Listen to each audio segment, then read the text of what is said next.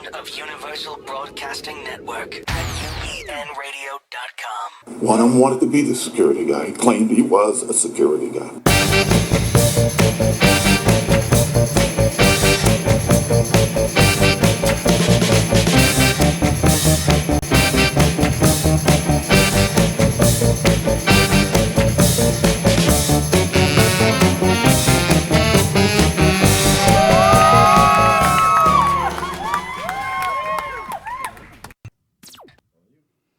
Welcome to a diagnostic version of Security Guy Radio, version 2, series 2, in our series with Psychological Assessment Incorporated. Rachyll Dempsey, Michelle Wysopal, and Venus Klinger. Welcome back. Thank you. Thanks. And Mr. Jarvis, is your microphone hot today so you can jump in? Yes, it is. You had some great questions last time, and we're going to get those questions, right?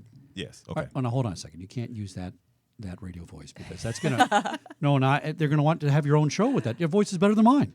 I'm sorry. Oh, dude. All right. It is what it is. All right. So raise it a couple octaves or something when you start talking. All right. So we're doing 5 series with Psychological Assessment Incorporated out of San Francisco. And your website is psychassessment.us. And I'm spelling this for my nieces and nephews. PSYCHASSESSMENT.us. Make sure we get .us in there. And you are a clinical psychology firm. Best way to describe it, right? So we're going to be a little redundant in this in case somebody failed to watch the other shows, which shame on you if you didn't. But just give us a quick, brief overview of what your group does. Certainly, Psychological Assessment Incorporated offers a number of different services, including psychological testing for civilians, ADHD, learning disability evaluations, neuropsychological assessments for individuals who might have dementia or head injury and need a functional assessment. Oh, that's interesting. I didn't realize that. All right. For the courts, to answer any kind of legal questions, including questions of competency, not guilty by reason of insanity. We also offer expert witness testimony, and we have a couple of different therapy programs. One of them is a competency restoration program head by Dr. Wysopal, and one of them is a sex offender treatment program. All right, very interesting. So in our series number 1, we talked about psychopathy and personality disorders and discovered I need to go check into a clinic, apparently. And today we're going to talk about pedophilia, which I'm a little uncomfortable talking about, I got to say, right? But, Many people are. Well, but as we discussed in the green room, there's a lot of things we don't know about it. That's right. So let's start getting into it. Define it for me. Give it see, in my world, there's a legal term for it, right?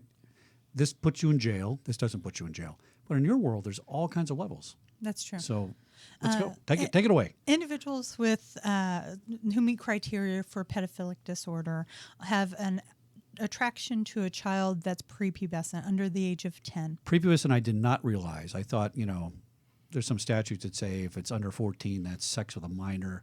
Not necessarily pedophilia, though. Well, I think you're getting two things mixed up. Pedophilia. That happens quite a lot, by the way. Pedophilia is a mental health issue. Okay. It's an attraction that's usually unwanted, whereas the legal system has sex offenders and many, many different types of sex offenses. But one of the myths that I'd like to dispel today is that not all individuals who have committed a sex offense are a pedophile. Thank goodness for that. Right. I mean, in the state of California, it's a one-size-fits-all law. Right. So the indigent guy who's caught urinating on the sidewalk is a sex offender. Yeah. In the same way as the 18-year-old guy who with his 15 or 14-year-old girlfriend, that's a sex offender. Let's say 17 instead. That sounds more reasonable. I mean, but, this is hard to get my head around because to me, I don't know, there's a legal definition of a legal age for these kind of things. And in police work, we say, well, it says right here, if it's under a certain age, that's statutory. It's automatic. And you're saying psychologically that doesn't mean you are a pedophile. That's right. Right. So, Right. yeah. So a pedophile is an attraction to a prepubescent child, and the hepophile is attraction to the pubescent child between 11 and 14. So prepubescent could mean, depending on your development stage, that's a sliding age, I guess. Kind of. It's really dependent on the secondary sexual characteristics. So Right, the right. development of breasts, facial hair. And that would be defined in each case, I suppose, individually. And that, in your world, classifies you into one of those groups, as opposed to legally, it's just under 18, pal, you're going to jail. That's the way it goes. Right. That's a sex offender is a sex offender. All right, and then we have sexually violent predators. Maybe we'll get into that later. But let's start talking about these myths and things like that we talked about in the green room. It's really fascinating. Certainly, there's a number of different myths that have come out, and Dr. Wysopal and I both have worked with a number of different individuals who meet criteria for pedophilia, in addition to sexual offenders. And one of the myths that we wanted to dispel is that certainly not all sex offenders are pedophiles. We also want to dispel the myth that of child porn being a victimless crime. Well, you really think people think that's a myth nowadays? Well, the average person. I mean, well, there are those societies and those groups that would say that, but I mean, the average person would think that those are victims, right? So you have a lot of people coming in for sex offender treatment that really think it is a victimless crime. Oh, that's They interesting. Really do. Whether it's that they don't have empathy for that person or they just can remove themselves and say, oh, it's not a hands-on victim. Right. They really do believe that. But somebody had in the case of photography, somebody had to take the picture, somebody had to control the child for that. And that's why there's a victim. Right, and they believe that is not a victim. That's some of their Or that it's not their victim. right, and that's how they justify it, I suppose. Right. And that's one of the main things that we start with in therapy. It's called thinking errors. And Thinking errors. Thinking errors or cognitive distortions is boy. the big term. Jarvis, I got a lot of those going on here. I got a lot of thinking errors, don't I? Yeah. Oh, wow. Okay, go ahead. So sex offenders and people who download child pornography often consider themselves committing victimless crimes because they don't have hands-on. And so they justify it by saying, I've never touched a child. I'll never touch a child. And is that a true statement, by the way? There are people that would do that and would not touch a child. Is that possible? Absolutely. Oh, all and right. in fact, that's another one of the myths that we would like to dispel. One of the major researchers, James Cantor, has indicated in his research that individuals with pedophilic disorder actually have different white matter tracts in the brain. To distinguish gray matter, we hear about gray matter all the time. Distinguish the two. So gray matter is the areas of the brain that are actually doing the functioning, whereas white matter, in essence, is the cabling. Oh, interesting. All right. And they can scientifically now identify that white matter and kind of look at a wiring diagram, so to speak, of how things are wired? Yes. And so the research that's being done is showing that individuals who meet criteria for pedophilia actually have different white matter tracts. So in essence, if people see a child, most people have a sense of caring or nurturance. Right. For people who meet criteria for pedophilic disorder, instead of having that nurturance, they have an arousal response. Is there any component of nurturing to it? Because I've heard people say, and I've interviewed these people, right? Oh, I love that child. I love them. I wouldn't hurt them. I just love them. And of course, the loving is the hurting part. But is there a distinction between that kind of guy and I had a horrific case of my very early career where a guy took a pair of pliers and did terrible things to an infant, and that's a crazy sort of level. Right. But the people that actually think they love kids, that's a whole different personality. Well, I think that they do. I think they've convinced themselves that they do love the child, and they might even be engaging in the cognitive distortions where that they don't think they're doing anything to hurt the child. So if you're in possession of pornography, and the people you were talking about, Michelle, don't think that's a crime or a victimless crime, are they, quote, pedophiles? Some of them. Oh, some of them. Not necessarily all of them. Oh, no, what? Why is that? That doesn't make any sense to me. If you get off on kiddie porn, I think you're a pedophile, period. No? Well, not necessarily. I mean, there's specific criteria someone has to meet to get the diagnosis of pedophilia. So let's talk about They that. may be watching the child pornography, but not necessarily fit the diagnostic criteria. Right. Research is showing that people who watch a lot of pornography, just pornography Right. in general, need more of it and more extreme of it to get the same arousal level. And we'll talk about that in the next segment. But if you have someone who has become, and I hate to use the term addicted, but addicted to regular pornography, they might seek out more extreme sources of pornography, which may then start including child pornography. Oh, And while that's they don't interesting. necessarily have an attraction to children at all, it's just part of their pornography. Boy, how do you split the hair on that one? That's a tough one.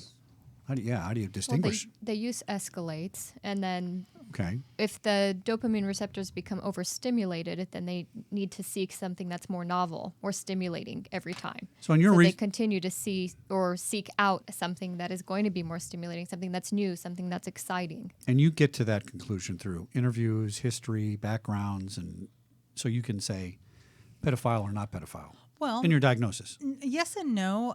We also use tools such as the penile plethysmograph. Oh my that- gosh. What? You guys have more words for things. It's unbelievable. There are tools that can measure arousal. Okay. And that's just one. There's different types of tests that we can utilize that actually James Cantor in his work utilized to identify if people have pedophilic disorder, because most people that come into therapy will deny it.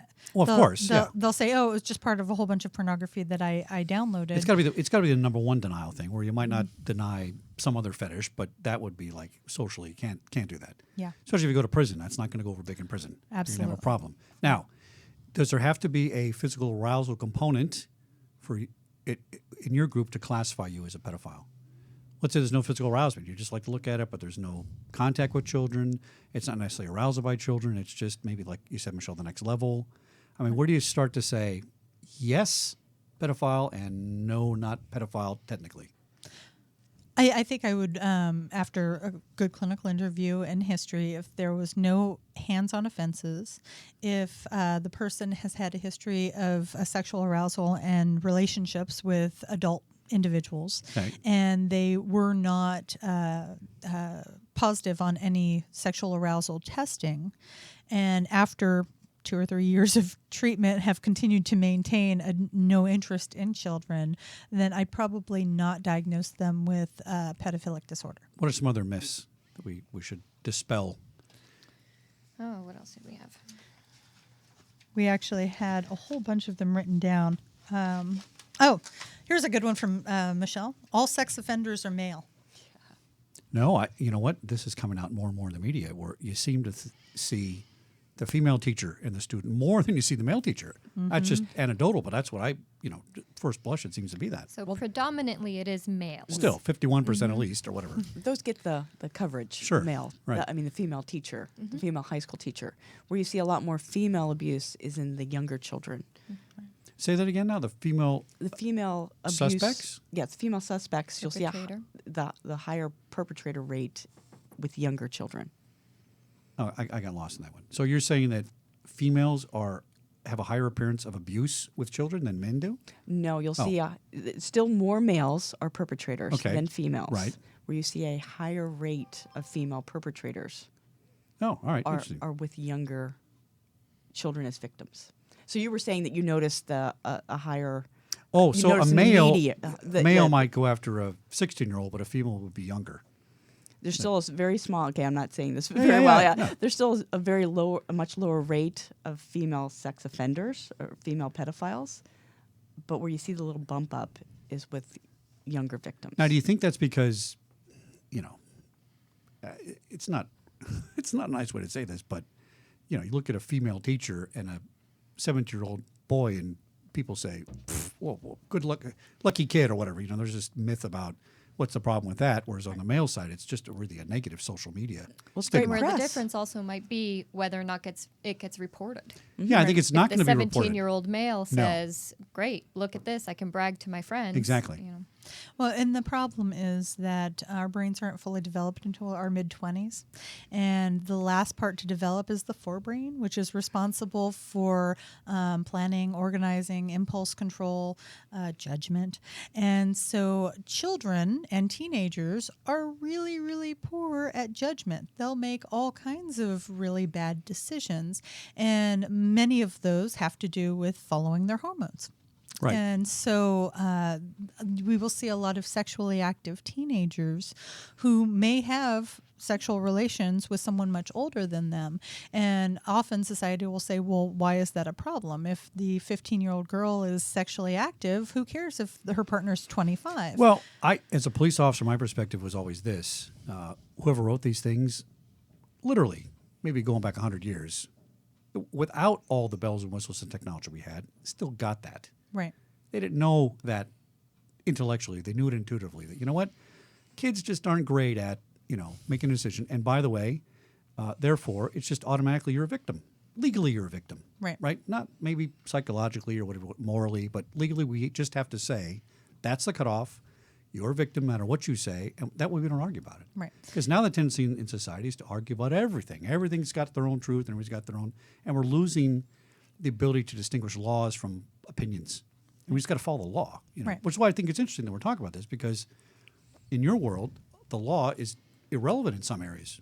It's not a legal classification that he's a pedophile. It's a psychological evaluation. Totally different things. Right, and we've had people come to the clinic who've never committed an offense, don't download child porn, would never download child porn, have no hands-on victims. How do they get in front of you then? What brings them there? Because they know they have an attraction and they know that it's causing them distress because they know that it's wrong to be attracted to a child. So they're self-aware and they're coming to you for help. Right, and there's actually websites out there that are community support for individuals who identify and understand that they have pedophilia, but would never act on it.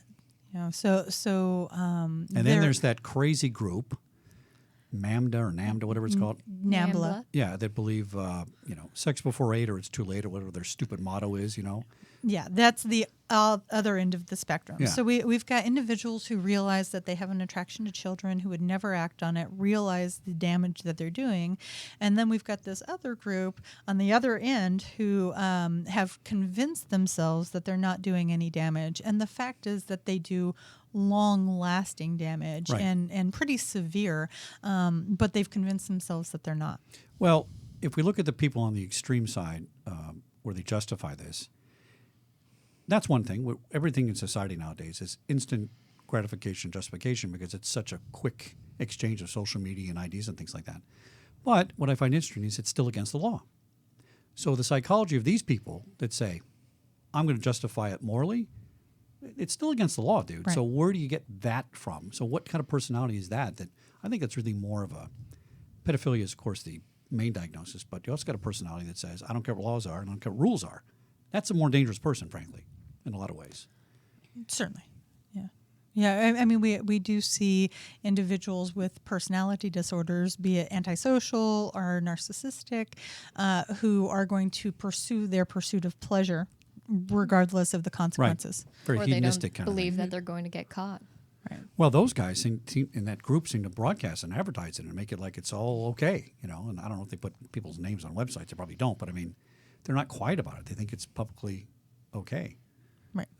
Right. So let's go back to the first guy that walks in and says, "I got this thing with kids and I want help." What do you do for him? Or is it treatable? By the way, personal opinion, and again, facts never get in the way on the show, but I don't think it's treatable. I think you're hardwired that way. It's my opinion. Am I wrong? Well, that's what James Cantor would say. Yeah. What do you think, though? I like following the brain research. I think that as we get more and more sophisticated with fMRIs and different neuroimaging, that we will learn so much more about the brain. We're like digging in the dark ages right now, but as we realize what makes people tick and what makes people do the things they do and enjoy the things they enjoy, we will then be able to help it. Help target it. So if we realize that it is the white matter tracks and this is what has gotten cross-wired or underdeveloped, and these individuals who have a sexual attraction for children, maybe in 50 years we can help develop those parts of the brain so that they don't necessarily have that attraction. So the guy that walks in your clinic who's self-aware, thinks he has a problem, wants treatment, if he had not walked into your clinic and he kept going 20 years, would he turn into a full-blown pedophile? Well, he might be a full-blown pedophile today. Oh, well, let's talk about that. The Explain question that. is, would he have offended? Right? Would he become a sex offender? And the answer to that is usually no. The individuals who are self-aware, who realize that this is something that would be very damaging, who would never want to act on it, who are just having problems because they realize they have an attraction, they want some help.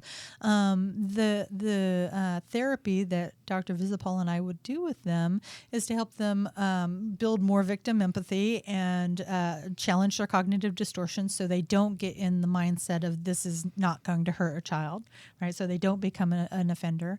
And also to help educate them, there's a lot of psychoeducation around helping them to understand that their brains just work a little differently.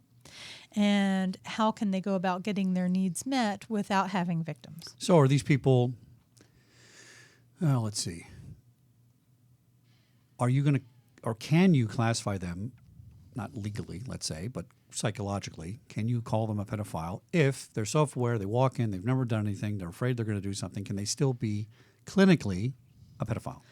Well, they could. Everyone can only ever be clinically a pedophile because that's not a legal term. Oh. So legally, no one is ever diagnosed or considered a pedophile. Oh, They're only you're a considered sex offender, a sex offender, which is very broad. And that's if they've committed an offense. Right. So that's another myth. There can be individuals who meet criteria for pedophilia or hebephilia who have never committed an offense, and they would never commit an offense. Legal offense, but you can Right. clinically call them a Absolutely. pedophile. Well, that's the DSM. The Diagnostic and All right. Statistical Okay. Manual actually has that as a diagnostic criteria, has the diagnostic criteria for individuals who meet criteria for the pedophilic disorder. And since there's no crime, they're not a registered sex offender. No.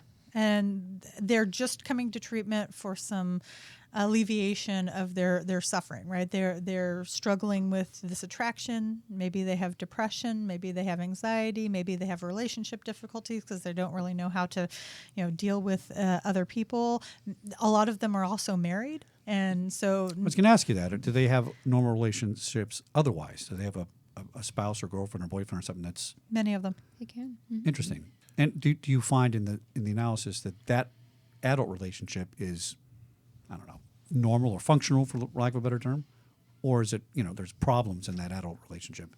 I found that there's typically problems in the adult relationship. Okay. And that's generally what brings them into therapy. Yeah. I think that we're really seeing the pathological ones, though. So they might come to you first because, wife and him aren't getting along, and then this comes out? Sometimes. Oh, all right. Right. And in terms of people that have offended when they do come to treatment, there's always a likelihood that they're going to reoffend. So treatment is really focused at reducing that down. So the recidivism rate to be lowered. So the likelihood that they'll reoffend. See, I'd be very nervous if I was in your business and I had to put a stamp on that and say, you know what, good to go. I don't think he's going to reoffend. Oh, we would never say that. Well, you see it in the news once in a while. You're People never get, at 0%. We're yeah, never. But you see it, right? Oh, yeah, he was treated. He was cleared. Yeah. There Not, was not good psychologists. There's a case I'm aware of where, let's just say it's a business and the employee gets there at 4:30 in the morning because it starts early, and she's in there by herself, and then the swing shift guy shows up, right? And, well, it's 4:30. You're not supposed to be here till 2:30 in the afternoon. What are you doing here? Well, he proceeded to attack her with a knife, try to get her into the car and, rape her and all this kind of stuff. And she fought him off and won, and she came out okay.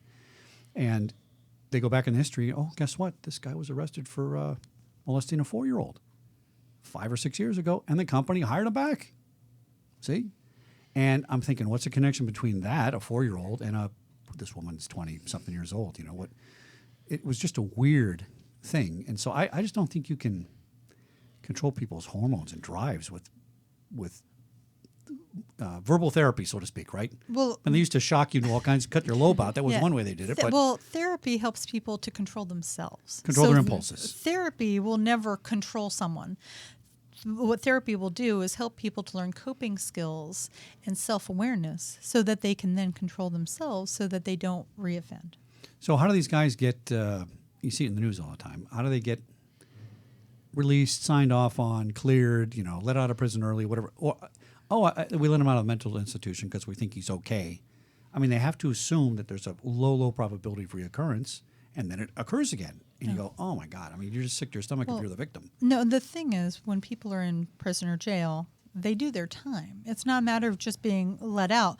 Oh, and I'm not talking about jail. I'm talking about in a Sex offender treatment program? or a program, or they're locked up in the state mental hospital. That used to be more prevalent, but now there's still some incarceration. In other words, they go in and trying to get a diagnosis of being clinically insane, so they can not go to jail, prison, right? They want to go to a treatment center. Are we talking about NGRI? We probably are if I knew what that acronym meant. We probably Not were. Not guilty guilty by by- reason of insanity. Oh, there you go. Okay. Mr. Jarvis, you got to jump in and help me out here. I'm glad I kept my glasses on, so I look a little smarter than normal. But You're venturing into Miss Venus's Klinger's. territory. Yeah. all right, well, let's talk about it. Not guilty by reason of insanity is only used in about 1% of Really? defenses. Because Law and Order, it's every show, you know. They love it. I know, right. But Less than 1%. That's good to know, actually. yes. Because it's not easy to reach that criteria, I suppose. That Well, threshold. it's just a lousy defense, so nobody uses it. Right. Oh, it's not that they try and they get shot down. It's more that it just doesn't help them. No, because if you use NGRI or NGI, you're not likely to succeed. And if you do succeed, you're more likely to end up in a mental institution longer than you would have gone to prison. Right. But if you're a sex offender, you want to go to the mental institution first because you're not treated very well as a child molester in prison. So I've been told, right? But you could go to prison for 5 years Right. or the mental institution for 15 or Oh, 20. I see what you're saying. Okay. So they choose that way. All so right. most of them say, well, I could probably make it in prison for 5. I'm Right. going to get sent to Mule Creek anyway. So Do you find this insanity plea in pedophilia cases? Not often. So And you're not really insane if you do that. You're Exactly. That's just what you're your not thing likely to succeed. is. Yeah. For insanity, you really have to meet criteria for psychosis, which means that you're hearing and seeing things that other people don't hear and see, which is hallucination, Right.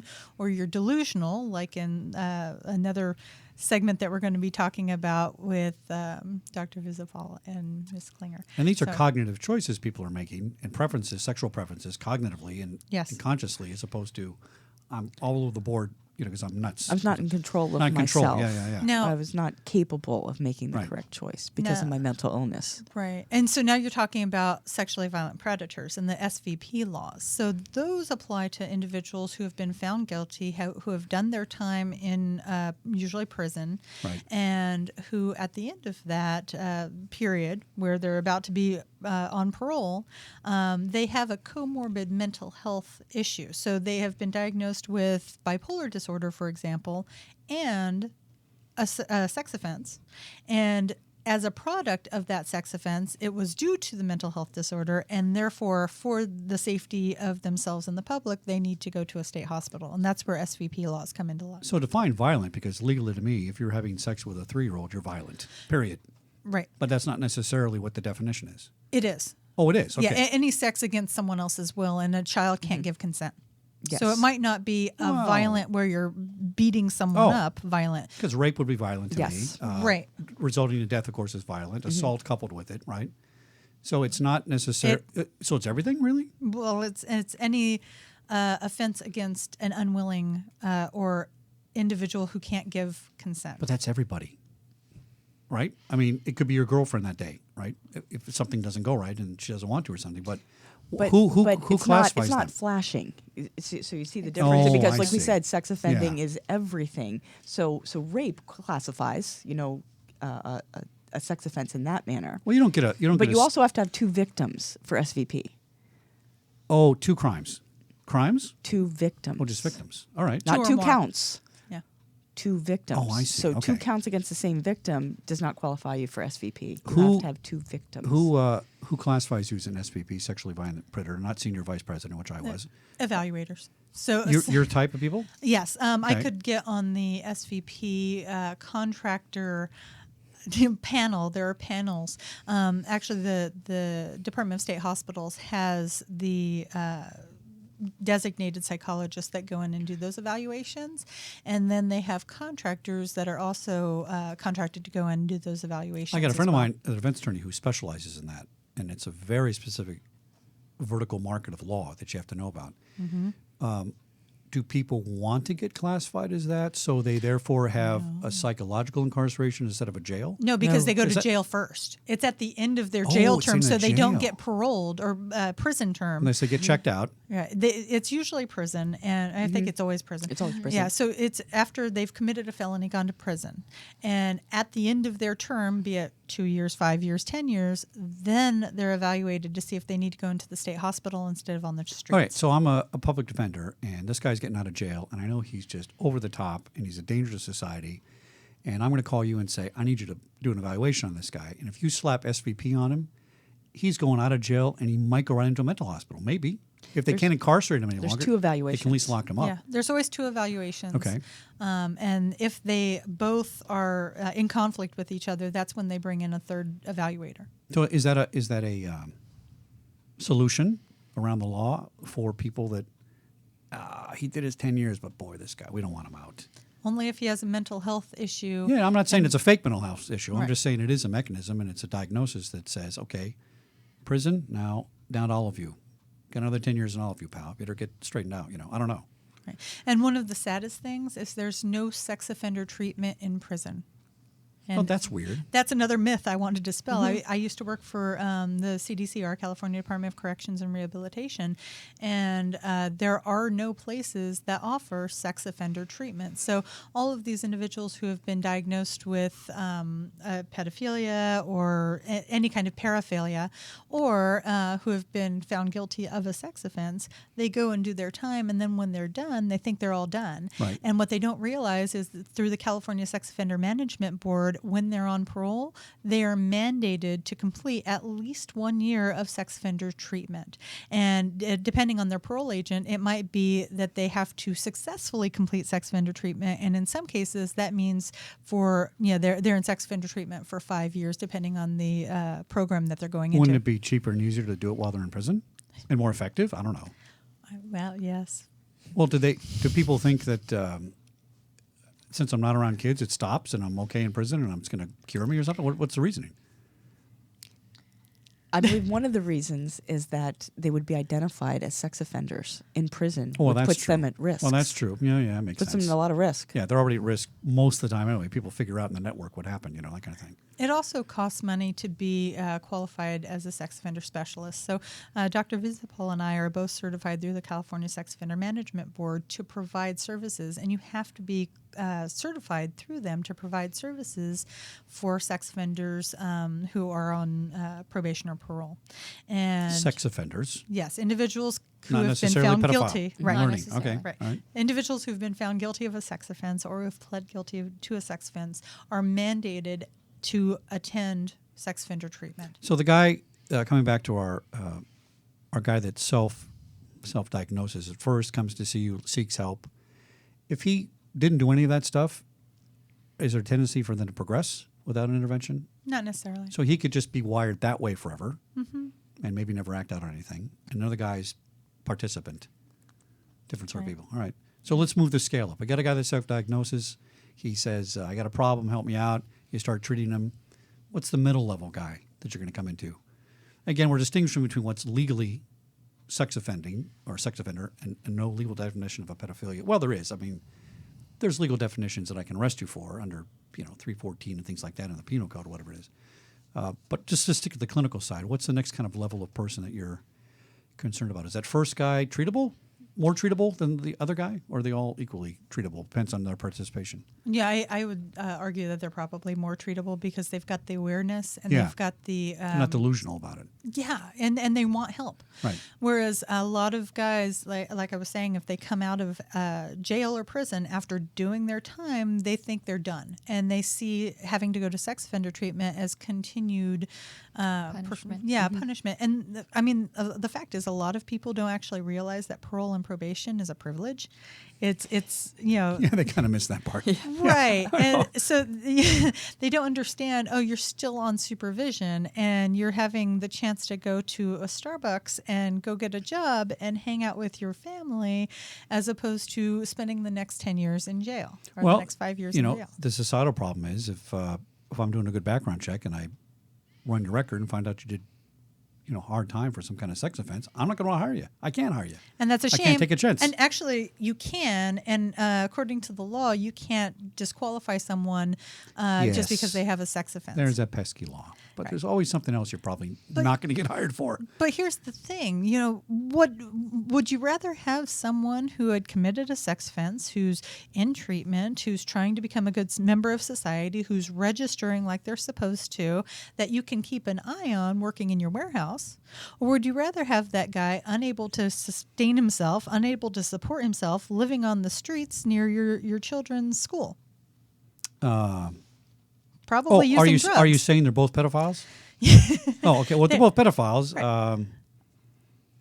I'd reclassify their job and not Yeah. hire them. That's what I do. I figure something out. We need to hire these guys. I know, mean, but it's that's just not. the problem. It's not acceptable. Just because I they've can't take a committed an chance. offense, any offense, doesn't mean that they're not hireable. It Well, look means at that this- we wouldn't want them working in certain situations. But in this case I told you about, which is very recent, that company's going to have a world of hurt because the guy molested a 4-year-old. He got convicted, and they kept. We know what they did. They changed his classification from an employee proper to a contract employee, thinking that's legally going to handle the situation. They're going to be completely sued, and they're going to lose on that one because they had a ability to predict this guy could act the same way in a similar way, and they chose to ignore it and say, "Well, we're going to help him out, give him a job." And Kind look, of not. He's still, yeah, of if course. if he had successfully completed sex offender treatment, Don't know those facts. I don't know. Right, but I don't know. Theoretically, he had done his time. He had successfully completed sex offender treatment. He had acted out against a child as opposed to an adult. You can't predict that he's going to then. Well, now hold on a second. Security Radio has caught you in a circular argument because you just said the white manner guy thinks you're hardwired. Therefore, it's For not curable. pedophilia. That's pedophilia. Yeah, the That's an 4-year-old's attraction to pedophilia. child, not the secretary, It's who still theoretically sex. isn't a child. Still sex, though. And I argue that the pedophilia has a control component, right? So you can't participate in an adult relationship where there's an exchange of power sexually or exchange of services or whatever you want to call it, right? And, a child has no control whatsoever. And I think, is there any power components there that psychologically these people that Well, and therein lies the question. This power to me meaning violence, really? This guy that you brought up, the Yeah. scenario that you brought up, he may have never met criteria for pedophilia. He might not be sexually attracted to children. He might have been acting out of anger with a power and control issue, and that's actually sounds like what he had if he, then violently attacked an adult woman. And who knows how many other victims that he had. Well, he's going to be legally charged with child molestation, legally. And you're suggesting that maybe he's clinically he wasn't. No, clinically he's not a pedophile. Clinically not a pedophile. Oh, that's interesting. Okay. That's That can interesting. happen. And one of the theories before this whole brain research that came out, one of the theories that was that all sexual offenses were due to power and control. Yeah, that's kind of what we were taught, Sure. And the newest theories are not necessarily the case. It might be that you're not getting your needs met in a specific way, and we need to look at things a little bit more holistically. We need to give him a hug. Is that what you're saying? Not at all. That's inappropriate touching. We Yeah, need yeah. to teach them boundaries. Boundaries. No, Yes, it's yes. an operational definition of power if you are having sex with a child to me. There's no other component there. You automatically have power control and dominion control over a child, or especially very younger, right? I mean, Sure. what else could it be? I mean, you're Right. Well, and in terms of treatment, their ability to maintain employment actually may reduce their likelihood to reoffend. Well, that's Right. probably a good point. I mean, if you have nothing else to do all day except sit home and look at porn, then So if you're at work, you lower your risk of looking at porn. And if you have someone that you're treating and they're not able to acquire and maintain a job, So let's talk about people that you find in the workplace that have this. And I will give you a case. I had it a studio I work for. Let's just say that. The guy was mailing. He was corresponding with girls like 14-ish, 15-ish. And he was sending them letters saying, I'm a producer, I'm going to do a commercial, and it's going to be for a tennis shoe. And by the way, mail me your pantyhose and socks because I want to make a customized shoe fitting out of your impressions and a mold and blah, blah, blah. And he did this for a long time. And people actually mailed him things. Girls mailed him things. Right. And then he actually got to the point where he escalated where he wanted to meet them in person. And I got a call from a lady in Texas saying, my daughter has this weird correspondence from this guy, and he wants her to mail her pantyhose to her. What's going on there? And we found out who it was, right? And we intervened before I actually met somebody. Mm-hmm. Now, the guy had a wife at home and a brand new, his wife was pregnant at the time. I think he had one child or something. And, of course, you do the forensic. It's what? It's not just one thing. It's 20 things. It's not just one email. It's 100 emails. And it's not just one picture. It's a whole, gigabyte of porn or whatever, right? And we had to deal with that. And how they dealt with it legally was not the same we dealt with it as an employment issue, right? So are you finding this workplace component is bigger with the onset of the internet now? Because you can type in anything you want on Google, and there it is. Bam, right in your face. Right. I mean, how do you handle that in a work environment? It's a little different than a guy walking in self-diagnosing. And that's actually one of the problems with child porn, because pornography is so prolific. It's so out there, and we have these IT guys who are working in businesses that can download and watch throughout the day Right. on business computers. So, can you define what child pornography is in a digital sense? Certainly, it's Legally, we know, but I mean, what is it? Where does it tip into your area psychologically? Nude, explicit content. I'm sorry. Children under the age of 18, typically. Oh, it's under 18 still for your evaluation. Yeah, Okay. It's any illegal images, and prepubescent children. I'm a little confused because I thought pubescent children. Yeah, And but it's also been expanded now into sexting. Oh, yes. Sexting. Yeah, I Well, it's saw the that. newest laws, and actually, it's one of the laws that the California Psychological Association is trying to fight. Because as a treatment provider, if I have a 14-year-old who then shows me a whole bunch of sexting that she's doing with her 15-year-old boyfriend or Right. same-age boyfriend, now she's committed a sex offense because she's sending lewd. yeah, that's a tough one. What- It doesn't seem right, and as with the law all the time, the technology is way ahead of the law, Right. And it has to go backwards and adjust. And I think we do have to look at that as some kind of a different. It's not good, and we have to do something about it. But make him a sex offender because you have two kids having sex. I don't know. And- Or- and- That's and right. sending a photo can be distribution. That's Right. right. Yes. And that's a whole Yes. federal And thing. Yeah, creating and it's much distributing. bigger. They're taking pictures Yeah. of their own body and then sending it. Right. And so now we've got all of these teenagers who are labeled as sex offenders and have to carry that and register for the rest of their lives. So in drugs, if you are selling a kilo of baby powder and saying it's cocaine, you're going to jail for cocaine, pal, right? The same in child pornography? Because we're going to talk in the next show about animation porn, Right. which I had no idea was so illegal in so many different areas. But where does this line cross for you guys psychologically and legally? I mean, what if a guy had 1,000 pictures of kids on a playground and they're all just playing on the swings? You could still say he's a pedophile, couldn't you, clinically? If there's other information for you? Well, I mean, If if there's he's an arousal that you're able to identify. So with fully to the clothed images. children, that could be classified as a pedophile. well, I mean, if he is sexually aroused to prepubescent children, Right. yes. And See, this I where- don't, this I where I don't think think he can be. I don't think he can be charged with a conviction. Well, see, this is where I think the law is missing on this one, right? Because of what you're telling me is that you can measure arousal, and it's the guy likes kids on swings. That's his thing, and they're all clothed or whatever. And you can say clinically that's pedophilia based on what's the book again? The DSM. The DSM. I'm getting there. Then, maybe we ought to look at a law for that, right? Because maybe that's going to do a lot to curtail Just taking some of this stuff. pictures of people in public places, it can never be against the law. I disagree with you. If you can prove intent, if you can prove that that's Oh, what we your got a arousal is. constitution No. for that. Yeah. Well, I don't know. I mean, I think there's a distinction here. If you're telling me that guy gets aroused by that, and that's pedophilia in a clinical setting, Well, I mean, think it ought to be pedophilia in a legal setting. let's talk about your guy who has a paraphilia for pantyhose. If he's taking All right, pictures of women in the mall just walking. Another Or philia. just grooming Yeah. victims. I get my philias confused. Right. We got pedophilia. We got, what's the other one? Paraphilia. No, It's- before that, it was the other one. I don't think so. Yeah, paraphilia. Paraphilia? Paraphilia is an attraction.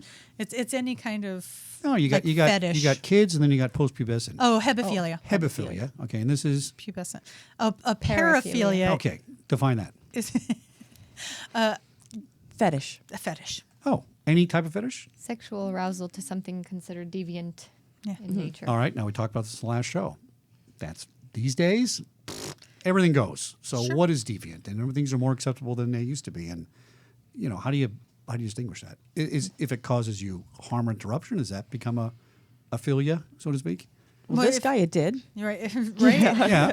If it's causing you problems in your work life, in Mm-hmm. your home life, social or occupational functioning deficits, then yeah, it can be classified as a paraphilia, and it can also be classified as paraphilia if it's just something that's causing you some problems. Like if you don't want to have this attraction to feet, but you really have this attraction to feet, and it's causing some problems. And you for just want to get rid of it. You're Right. like, I don't want to have this anymore. I just want to be. Mr. Jarvis, you have regular. their phone number so you can call about that?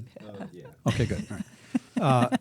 So if you have paraphilia and pedophilia is an included diagnosis in that, or is pedophilia, pedophilia is automatically paraphilia, right? I would assume. Sure. Doesn't have to be? There's a Right. whole bunch of types of paraphilias, and Right. pedophilia is one of them. So can you somehow catch a pedophile in somebody you're diagnosing that happens to be a paraphiliac? Did I say that right? Paraphiliac? Sure. Has a can go with paraphilia. Paraphilia? All right. So if you're diagnosing a guy for paraphilia, can pedophilia come out in that? Can it emerge or something? If they have an attraction to children, it really it has its own separate classification because it is very distinct. Yeah, but do you find people that have all kinds of sexual pictures? Oh, sure. Everything goes. Yeah. Right. Well, you might Except not be kids. arrested Except for kids. paraphilia. Right. Well, that's what I'm saying. Right. But in sexual terms, anything can go. Except something illegal. There's that sort of personality, right? Or if you're that way, do you tend to say anything means anything? And do you find people in pedophilia that have all kinds of other sexual picadillos and things like that? Not necessarily. No? I Okay. mean, it kind It's of very like everything specific. else. Sometimes people who have pedophilia have other paraphilias going on, and sometimes they don't. Right. It's kind of like the myth that all pedophiles are also sex offenders. That's not the case. Some individuals who meet criteria for pedophilia will never offend and will never, even think about offending. Or that all sex offenders are strangers. Right? That's another myth. I always thought really more sex offenders were familiar. That's my opinion, but is that those That's the more facts? accurate. Okay. Right. Yeah, but I Because- still find people that are teaching stranger danger. Yeah. Yeah, my experience was not. It was boyfriend, uncle, neighbor, whatever. Coach, something. Familiar to the victim or the victim's family. Even remote familiarity, right? Like you said, it's a coach that you talked to one time and saw your kid on the opposite team or something, but there's still familiarity there. So that's right. the first place to look Absolutely. for suspects. So, from our point of view, that's what we used to do: is start at the middle and work outward, not look, not a try and dragnet kind of thing. Right. Interesting. All right. So, going back to the familiarity thing, then. Talk about the myth. Why do people think and assume it's stranger danger? That's not a bad thing to talk about, by the way. But why is that? Why is it the opposite? What is it? What's the psychology behind that?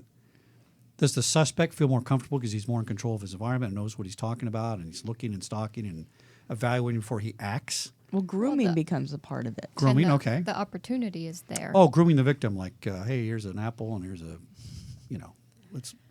The trust, building the trust. Yeah, build the between trust victim before. and- So is and that the trust of gaining the trust of the family too. Yeah, is that a being more able to spend time alone with the victim. is that with more the of a common thing than just a grab and run?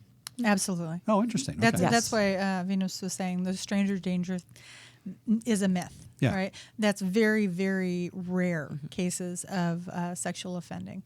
It's a lot more common that it's someone in your family or in your environment. Well, I want everybody to listen to that again and say that one more time, because this is a super important component. Because I think most people I know are going to assume that my 9 sisters are guarding against the weirdo across the street. That's what they're planning on guarding against. Right. And they got to think internally. That's really the more Absolutely. probability. They're like I'm always concerned, especially when I have clients who have committed sex offenses who are now dating someone new, and their girlfriend has a child. I'm always very concerned about that. Yeah, I've warned And- people about that. Right. It's why it's not necessarily always the case. Sometimes, people get together because of attraction. It has nothing to do with the child. But as a single mom, I would always want to find out, be aware, not necessarily just automatically leave your child with the new boyfriend. It's the whole argument about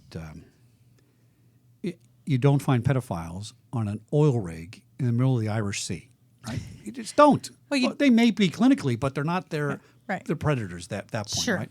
But if you're a single mom who just got divorced and you got 2 under 14 age kids, I can guarantee you somebody's looking at your profile on Fish of the Sea or whatever the thing is, right? And they're Match.com, thinking- And I tell people, don't put anything about your kids on there. Don't do Never. any of that stuff. Absolutely not. Because if you don't, you're first of all eliminating the guy that's trolling for parents Single with moms, kids and yeah. single moms. Yeah, it's a huge problem. I think I don't know what the statistics are that are probabilities, but listen, it's not zero, Right. right? It's something. Yeah. And we see this a lot in our practice too. How so? People who've been committed of sex offenses who are now mandated for treatment, they're coming into treatment, and we are encouraging them to start dating again. We want them to build a support network, to socialize, go to church, go to AA, go to whatever social functioning, because the more social they are and the more friends that they have, the more support they're going to be. I know. I mean, that sounds, we should all And the roast marshmallows stability and of it hold all. hands. I Right. know that's the right thing to do, but it doesn't feel right saying it, though, right? It sounds like, you know what? Put all you guys on Gilligan's Island. You guys can work it out. Not at all. I No. know. I think that's why Michelle and I are so different, because we love working with these guys, because I think we both can say we see them as just people with problems. Everyone has problems. Some people's problems are drug use. Some people's problems are shoplifting and stealing. Some people have anger issues and they get in fights. Some people have sexual acting out behavior. And that could run the spectrum from actually having pedophilia to sexually acting out by flashing or by looking in people's windows and peeping. So there's so many different types of sexual acting out. Yeah, there's too much with that. Understand. So a flasher and a peeping Tom could be a pedophile, Sure. but not necessarily, and maybe not. And I mean, probably not. not. Probably not. Probably not. Yeah. Right. And the other thing to remember, I know this gives you the heebie-jeebies, thinking they're out there talking to people at church and interacting at the grocery store. But the more support they have, the better able they are to handle crises in their lives. Well, that's true. I mean, it's a And shooter it's the, thing. It's If you- the crises that dysregulate them and make them more likely to reoffend. the crises and their ability to cope. Yes. Right. Exactly. And that's why we wanted to do this segment, is to raise people's awareness and dispel some of the myths and dispel some of the fear. Because like you said, the very first thing that you had when we said, oh, let's talk about pedophiles is, I don't know if I could talk about this. But that population, those people who have an attraction to children are the people we need to have the most empathy for, because many of them don't want that attraction.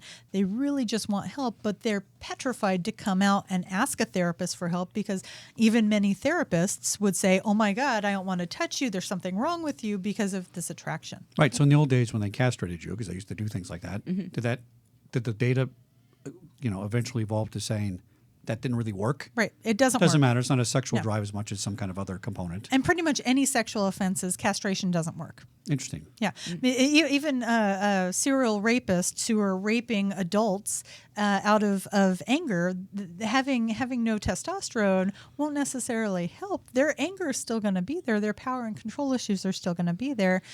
Similarly, someone who has pedophilic disorder, whose brain is different than other individuals, who might act out against a child, just not having the equipment doesn't erase the attraction. Well, I mean, we talked about the shooters in the other show, that the guy that is stepping away from your group, whether it's your family, your workplace, wherever the group is, and is isolated and doesn't interact socially, and they come back and kill everybody, you scratch your head and you go, well, what did you kill me for? Well, don't you like me? No, it's not that I don't like you. I'm not connected to you. That's the issue. So I see what you're saying. If you try to bring these people into the social groups and let them, I don't know, I mean, you're almost saying, you're kind of saying we should accept it, not legally or morally or anything, but we should accept it and help the people by not making it a in the closet stigma, so to speak. That's it's exactly hard what for a I'm lot of saying. people to say that. I have a question. Yes. This is Jarvis chiming in. Yes, I have we know a that. theory Yes. that I heard years ago, and I say it all the time: hurt people hurt people. Okay, it's a Hurt good people one. hurt people. So Sure. I'm interested though in, are there any percentages or studies with the people that come to you of how many of those people have been molested or something happened to them in their childhood? It's hard for me to wrap my head around someone is just hardwired, as opposed to something that may have happened to them that they may not have disclosed or shared and so forth, and they've suppressed it, and then it's coming out in other ways. Fantastic question. It's, you know what? Great question. I should have asked that. Good for you, though. All right, so go ahead. I'm so glad you asked that question. That's actually one of the ones that we talked about earlier. The research shows that most people who meet criteria for pedophilic disorder were never sexually abused as children. Really? That's a complete... It's not a learned a behavior. new myth dispelled. Now there is research that indicates that there's a larger percentage of them that are left-handed, that are shorter in stature, that are lower intellectual, like low average or average IQs. But there is no research that's a myth. You know that everybody now watching the show is going to turn to somebody in the room and find all the left-handed people and say, "Oh, dude, wait a minute, I got to check that out." Short. Short left-handed. Oh, but you're not short. Jarvis. But you're not short. Okay, no, you're tall. All right, You're good. clear. Yeah. Very interesting. Very Yeah. interesting. Now that said, I think that the research does show that a lot of the serial rapists, the individuals who are acting out angrily, are those hurt people that are hurting people. And they also often have comorbid antisocial personalities, which arose from childhood, neglect, abuse, trauma. Yeah, and so they're acting out to hurt other individuals. Is there a correlation between a pedophile victim in childhood and as they grow into adulthood, any promiscuity issues where they're more sexually active earlier? Absolutely. Or something like, so there is correlation there. I think that's they might not something- become an offender, but listen, if you're having sex at 12, you're going to, there's some weird component where. There's a correlation. There's a definite correlation between childhood sexual abuse as a victim Right. and poor outcomes in a number of areas. Like what? That's mental health. Yeah. That's substance abuse. Substance abuse I could see. That's education, yeah. promiscuity. Education meaning they abandon education. You'd think you would not like sex if you were molested as a kid. But sometimes I've seen cases where it's the opposite. Like they're sex crazy on all kinds of other things. And it not might- molesters themselves, right? But It might not be that they like sex. It might be that they're re-abusing themselves, because as adults, we recreate our childhood and the things that we learned in our childhood. That's why we often marry our parents or people who have characteristics of our parents. And so if you were sexually abused as a child, you will grow up often to marry or find partners who are abusers. it's amazing how you can, and there's 6 billion people who can actually do that. But it's amazing the power of those things that are, when people have a need, they find it. It's really interesting. It's true. And it's totally an unconscious process. Yeah. And so that... Well, I used to do fake radio shows when I was like 10 years old. And my voice changed when I was 12, and I had a reel-to-reel, and I used to pretend radio shows and do book reports like that for class and stuff. And look at that. I started a radio show, see? Here you So are. there's something true about that, absolutely. Oh, he's giving us the finger, Jarvis. Jarvis, Well, 3 fingers, Three actually. fingers. Any Three other fingers, good actually. questions, Jarvis? No, Maybe from the last segment? Oh, yeah, what was that question you had at the end of the last one? That was a good one. Oh, the question was in reference to the brain, and if someone it goes back to being hardwired, Right. or is there any kind of lack of, say, for instance, when they're in the womb of the mother not having enough nutrition in her system, and that could cause some of these issues. So for specifically psychopathy or pedophilia, the answer to this is we have no idea. We do know for specifically mood disorders, ADHD, and learning disabilities that being born premature, being born with alcohol exposure or Yeah. some other kind of drugs, or if a mother has been under a lot of stress or has any kind of illness while pregnant, that those things are more likely to occur. But with regard to psychopathy or pedophilia, the verdict is still out. We're just now finding these correlations within the brain with these populations. Give us 50 years. In 50 years, hopefully we'll be able to identify, in the 3rd trimester, if this occurs, then, and we can help women to stay safe and stay healthy throughout their pregnancies. So I But good have question. shifted my position on pedophilia slightly. Only a little. Don't get excited about it, right? I learned a lot of stuff, a lot of interesting things here. And I think we need to start looking at this differently. I think we need to match the diagnosis world with the legal world. Maybe bring those two things closer together. And maybe we can capture more pedophiles before they act out, or we can cure people possibly. I don't know if cure is the right word, but manage maybe is a good word to look at it, because I would hear from this discussion that we're not managing a lot of people we might be able to, or should be. Yeah. And how we get there, that's open for debate, as usual. But again, we don't let facts get in the way on Security Guy Radio. It's been a great show. Mr. Jarvis, thanks for chiming in with your better Security Guy Radio voice than mine, and you'll have your own show pretty soon, I'm sure. Yes. My guests have been Rachyll Dempsey, Michelle Wysopal, Venus Klinger of Psychological Assessments Incorporated out of San Francisco. The website is psychassessment.us, and look them up on the web. And this is Series 2, and don't forget to watch Series 1 and now Series 3 is coming up next on Security Guy Radio. Thanks for tuning in. Thank you. Thank you.